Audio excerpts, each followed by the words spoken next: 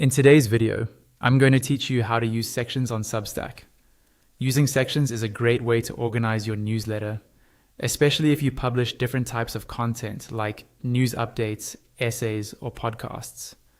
By assigning each post to a section, you make it easier for your readers to find what they're interested in, and you keep your own workspace much more organized.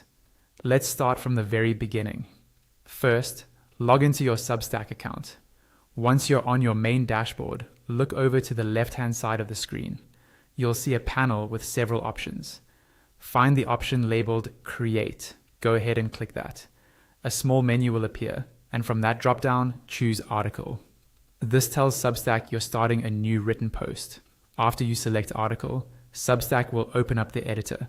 This is the main writing area where you'll draft your post. At the top, you'll see the toolbar with formatting options like bold, italics, and so on. Just below that toolbar, and just above the field where you'll write your post title, you should see a drop-down labeled Choose a Section. This drop-down is the key to organizing your content. Click on Choose a Section, and a list of your available sections will appear. These might be things like Main Newsletter, Members Only, Announcements, or any custom sections you've set up. Take a moment to think about what kind of post you're creating, and then select the section that best fits. Once you click on a section, that post will be associated with it when you publish. If you don't see many options yet, that just means you may not have created multiple sections, and that's perfectly fine.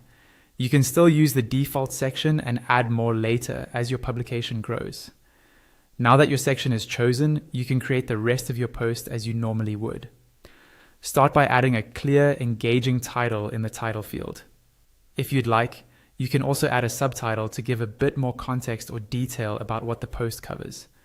Then move down into the main body area and write your content. When you're done writing and ready to publish or schedule your post, the section you selected will already be applied, keeping your publication neat and well organized.